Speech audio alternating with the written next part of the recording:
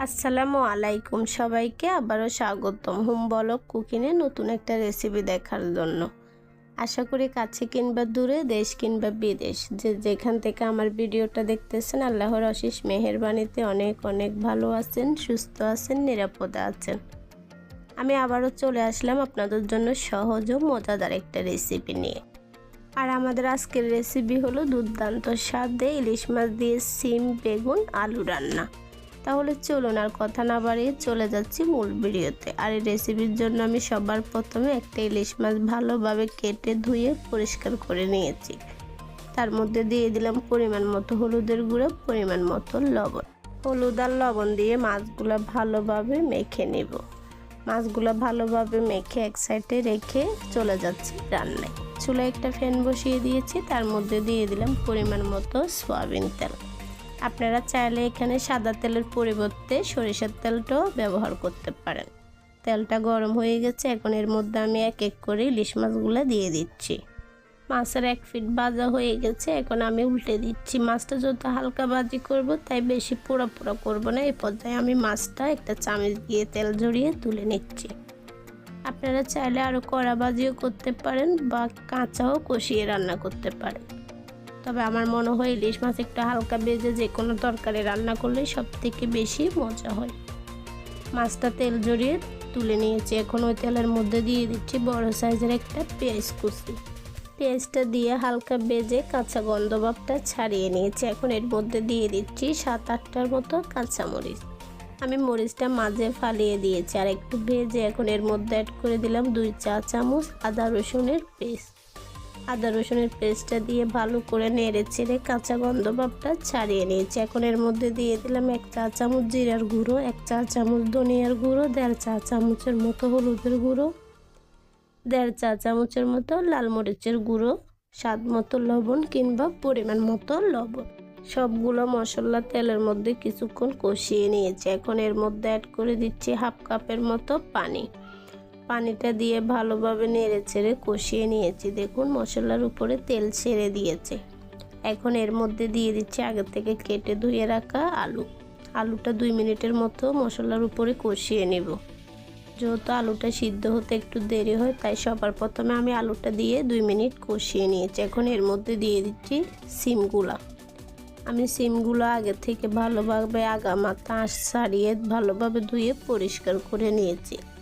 সিমটা দিয়ে ভালোভাবে নেড়ে ছেড়ে ঢাকনা দিয়ে রান্না করে নিলাম 6 থেকে 7 মিনিটের মতো। ফিরে আসলাম 6 থেকে 7 মিনিট পর। ঢাকনা তুলে একটু নেড়ে ছেড়ে দিচ্ছি যেন কোনোভাবে নিচে দিয়ে ধরে না যায়। আর এই পর্যায়ে আমি এখানে অ্যাড করে দিচ্ছি বেগুন। আমি এখানে বড় সাইজের একটা বেগুন এরকম পিস করে কেটে নিয়েছি। আর এই পর্যায়ে বেগুনটা দিয়ে ভালোভাবে নেড়ে ছেড়ে ঢাকনা দিয়ে রান্না করে নিব 2 থেকে 3 মিনিটের মতো। যেহেতু বেগুনটা তাড়াতাড়ি সিদ্ধ হয়ে যায় তাই আমি সবার লাস্টে বেগুনটা অ্যাড করেছি।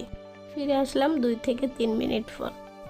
সিম আলু বেগুন সবগুলো খুব সুন্দর করে কষানো হয়ে গেছে। আর দেখুন কষানো হয়ে কি সুন্দর একটা তেল ছেড়ে দিয়েছে। এই পর্যায়ে আমি তরকারিটা ভালোভাবে নেড়ে চেড়ে এখানে ঝোলের জন্য পানি অ্যাড করে দিচ্ছি। আমি এখানে কুসুম গরম পানিটা অ্যাড করেছি, আপনারা চাইলে ঠান্ডা পানিটাও দিতে পারেন। তবে আমার মনে হয় যে কোনো তরকারি কষানোর শেষে কুসুম গরম পানিটা দিলে তরকারিটা খুব ভালো হয় আর তরকারিটা তাড়াতাড়ি সিদ্ধও হয়ে যায়। পানিটা দিয়ে ভালোভাবে নেড়ে চেড়ে ফুটিয়ে নিয়েছি। এখন এর মধ্যে অ্যাড করে দিচ্ছি আগে থেকে ভেজে তুলে রাখা ইলিশ মাছগুলো। আমি এখানে ইলিশ মাছ দিয়ে আলু সিম বেগুন রান্না করতেছি। আপনারা যারা ইলিশ মাছ খান না বা ইলিশ মাছ একেবারে পছন্দ করেন না তারা কিন্তু এইভাবে অন্য যে কোনো মাছ দিয়ে সিম আলু বেগুন রান্না করতে পারেন। আমি তো বলবো এই শীতের সিজনে সিম আলু বেগুন একবার হলো এভাবে রান্না করে পরিবার নিয়ে খেয়ে দেখবেন। আশা করি রেসিপিটা আপনাদের ভালো লেগেছে।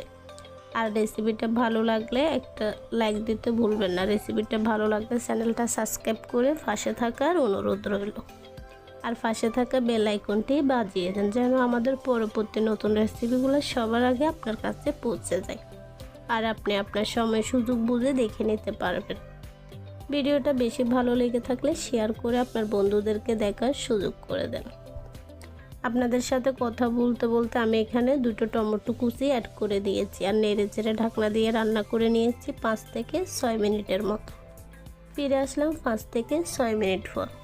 এই পর্যায়ে আমি ঢাকনা তুলে আরেকটু আলতু হাতে নেড়ে ছেড়ে দিয়েছি। আর এখানে অ্যাড করে দিচ্ছি 5 থেকে 6টার মতো আস্ত কাঁচামরিচ।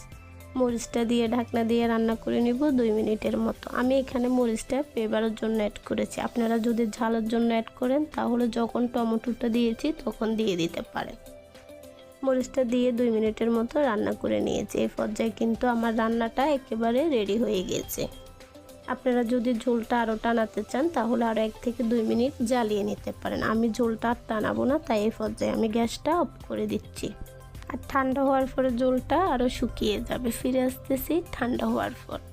দেখুন তরকারির কালারটা কত সুন্দর ও লোভনীয় দেখাচ্ছে, খেতেও হয়েছে দুর্দান্ত। আশা করি রেসিপিটা আপনাদের কাছে ভালো লেগেছে। আজকের জন্য এটুকু, দেখা হবে পরবর্তী কোনো নতুন রেসিপিতে।